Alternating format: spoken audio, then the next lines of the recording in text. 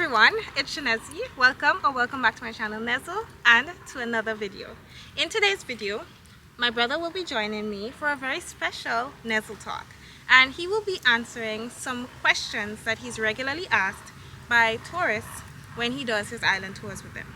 So without further ado, let's welcome my brother Edwin Frank for today's episode. Alright everyone, so this is my brother Edwin Frank. You may have seen him in some of my other videos, so say hi to him in the comment section below, and if you do enjoy this video, definitely give it a thumbs up so he'll know that you value the information shared. So in today's video, Sedani will be answering some questions that he's commonly asked by tourists during his island tours or just when working with them while they're on the island. And question number one that he gets asked is, what is the size of Grenada? So Sedani, what is the size of Grenada? The state of Grenada consists of Grenada, Carriacou and Petite Martinique. Grenada covers a landmass which is 12 miles wide and 21 miles in length. It covers a land area of 120 square miles. Carriacou is 13 square miles and Petite Martinique is only 486 acres. Altogether, they cover a landmass of approximately 134 square miles. Oh, awesome. So question number two, how many parishes are there in Grenada? Grenada has 6 parishes: St. George, St. John, St. Mark, St. Patrick, St. Andrew, and St. David. Is Grenada safe? Grenada is among the safest countries in the Caribbean. In fact, serious crimes are extremely uncommon. However, one should still ensure that they keep their treasured belongings in a safe place and take care when walking alone at night off main roads. I agree. Okay, Sedani, so question number 4. When is the best time to visit Grenada? Well, it's always a good time to visit Grenada. However, the busiest time tends to be between mid-December and mid-April. This is when many of our tourists visit our shows because they're running away from the cold winter weather of the northern countries. The low season, however, is from June to November, and this is when we have the least number of visitors coming to our shows. There are advantages to this because it means you get more competitive rates at our hotels, as well as when you visit the sites, there's less congestion. It's easier to move from site to site. However, you should book a vacation at a time that is most suitable to your schedule and ensure that you plan ahead so that you have all your activities well sorted. So once you get to Grenada, you can start moving. Alright, our carnival celebrations are in August and our independence celebrations are in February. So these are the times where, you know, the party goers, the younger crowd, the younger tourists, that's the better time for you to visit. However, like I said in the beginning, it is always a good time to visit Grenada. So you guys heard it. You can come on down to Grenada at any time and have a wonderful time. So next question. Do places accept debit or credit cards here in Grenada? Well, in fact, many supermarkets, bars and restaurants do accept credit and debit cards. However, it is still wise to walk with some spare change so that you can support smaller, less established businesses. Alright, so next question. What is the economic situation like in Grenada? Well, Grenada's economy relies heavily on tourism, private education, exports, investment migration agency, digital infrastructure, construction, and agriculture. Why is food on the island so expensive? Well, a lot of the food consumed in Grenada is imported, which causes a rise in the shelf costs of goods due to import fees and taxes. Also, locally produced food items are sometimes expensive due to the cost of inputs such as animal feed and fertilizers, as well as a lack of economies of scale. And what are some of the major tourist attractions in Grenada?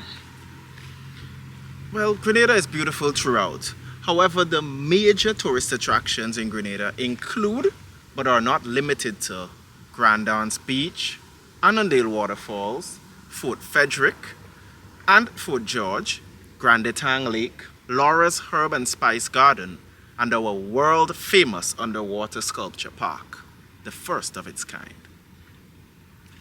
Awesome. And I've shown most of those on the channel already. So be sure to check out my other videos linked in the cards above so you can see some of the places he's just mentioned. But what about some of the less visited sites or those hidden gems in Grenada? Indeed, Grenada has many hidden gems that are worth visiting. Some of these are the Royal Mount Carmel Falls, Palm Tree Gardens Botanical Garden, Hog Island, Welcome Stone, and the River and Twine Rum Distillery. Nice. And I've got videos on some of those too, so definitely check out those as well. Okay, so tourists come here and they want to try some of our local dishes. So where would you recommend that they can go to get some local cuisine? Well, many restaurants in Grenada offer local dishes on their menu. However, some restaurants are particularly known for their local dishes, such as Patrick's Local Home-Style Cooking, Andy's Soup House, Dana's Tasty Foods, Coconut Beach Restaurant, Good Food, and Belmont Estate. And what about the nightlife in Grenada? What's that like? Well, very good question since our youthful tourist population continues to increase. When compared to neighboring islands, Grenada has a fairly quiet nightlife. However, common hotspots in the south of the island include Dodgy Dock on Wednesday nights, Coconut Beach on Thursday nights, Prickly Bay Marina on Friday nights, and Junction Bar and Grill on Saturday nights. Other popular nightlife locations include Rumours Bar and Lounge, Esther's Bar, Lava Lanes, Owl's Nest, Container Park, and the Grenadian West Indian Brewery. And if you don't like any of those, you can always just chill on Wall Street. So Sidani, how many waterfalls are there in Grenada? Well, there are 18 waterfalls on the mainland of Grenada. For tours and so on, the most visited waterfalls are Concord Waterfall, Annandale Waterfall, and the Seven Sisters Falls. And what about beaches? How many beaches do we have in Grenada? Well, Grenada and its dependencies have 45 beaches in total. Most of the beaches have clear, crystal waters and are perfect for swimming and snorkeling. The most popular beaches in Grenada for tourists are Grand Anse Beach, La Sagesse Beach, Montrouge Beach, La Vera Beach, and Magazine Beach. My favorite of those is Montrouge Beach, otherwise known as BBC Beach. Why is Grenada called the Isle of Spice? Well, Grenada is known as being the Spice Island because historically it has been a large producer and exporter of spices, including nutmeg, mace, cloves, and cinnamon. Other spices the country is known for producing, stuff like allspice, ginger, pepper, vanilla, and bay leaves. And what about the weather in Grenada? What's the weather like? And do we get a lot of hurricanes here? Well, unlike North America and the United Kingdom, we do not have 4 seasons here. We have 2 seasons. It's just the wet season and the dry season. So the wet season runs from June to November every year, whereas the dry season in Grenada can start from December and usually ends around May.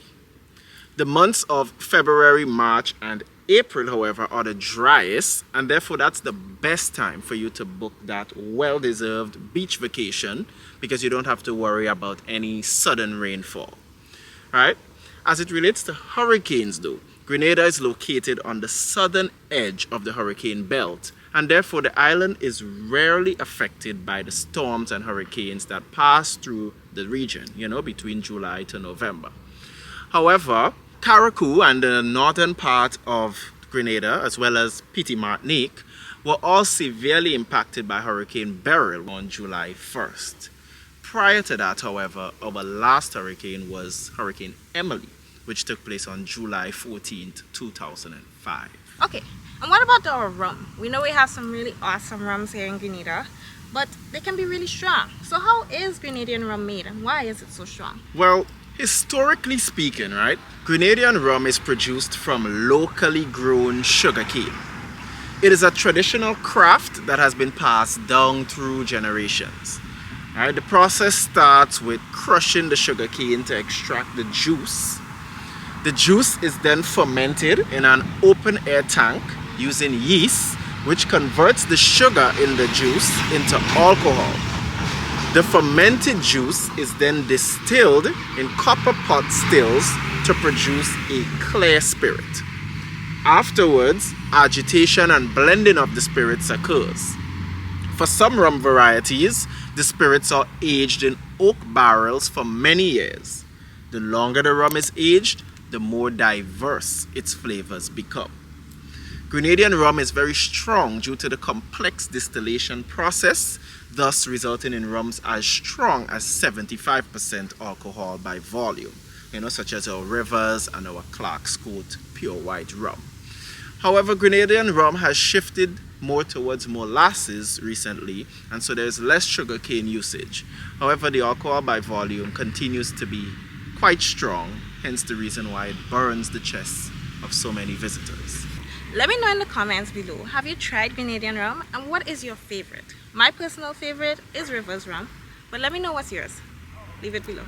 And next question, was the island always named Grenada? In fact, it was not. Grenada was first called Camahon by the indigenous Kalinago people. Camahon meaning land of plenty or land of abundance. However, on August 15th, 1498, on his third voyage to the New World, Christopher Columbus sighted Grenada. And because the August the 15th is the same day as the Feast of the Assumption of the Virgin Mary, he called this island La Concepcion, or Conception Island. Right? However, this name did not last very long because in 1500, Spanish map makers renamed this island. They called it Mayo, M-A-Y-O, which is the Spanish word for fortunate to have.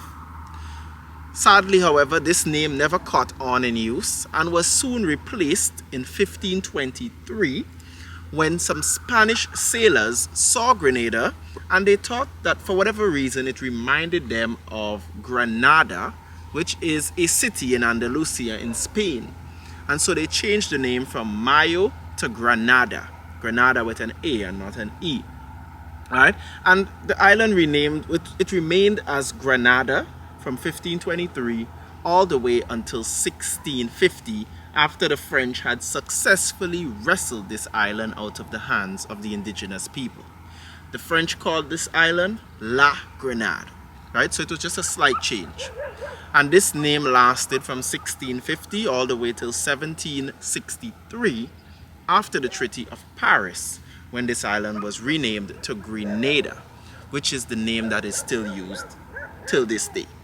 However, many tourists often confuse Grenada with Grenada, which is why I'm often told by tourists that they thought we spoke Spanish here. And I have to clarify to them that no, we do not speak Spanish, but the origin came from Grenada, which is why, I understand the confusion. But as a matter of fact, this island has never been colonized by the Spanish. So you guys heard all of the names that Grenada has been called. What's your favorite one? Anyway, let's move on to the next question. What is oil dung? And how is it made? Well, oil dung is a very popular dish that was once mainly consumed by the lower class in Grenada. However, over the years it began to grow in popularity and eventually it emerged as Grenada's national dish in the early 1970s.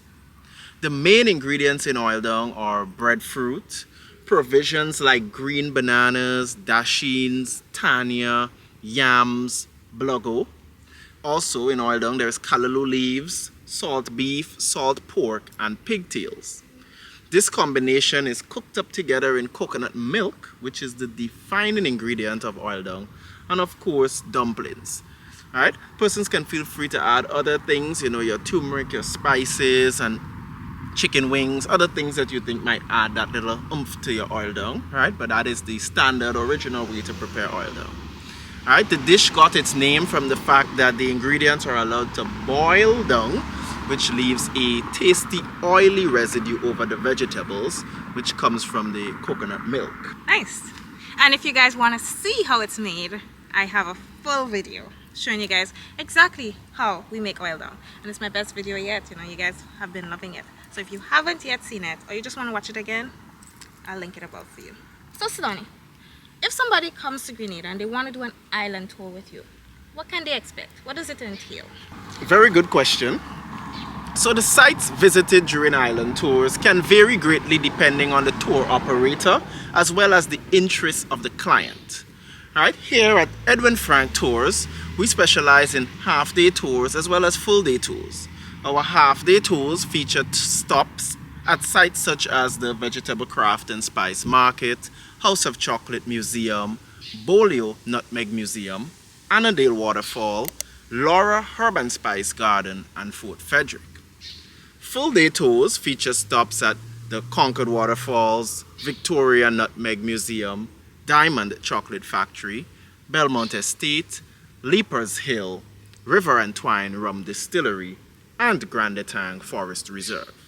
However, all of our island tours are private and customizable based on the interests of the client. So if you guys are interested in booking an island tour with Edwin Frank Tours and Taxi Services, I'll leave all the information in the description below so you can contact them and enjoy for yourself.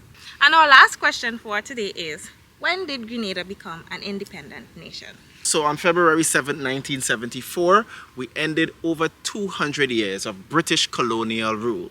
Sir Eric Matthew Geary is hailed as the father of the nation, or the father of independence, for his unwavering efforts to attain Grenadian political independence. Awesome.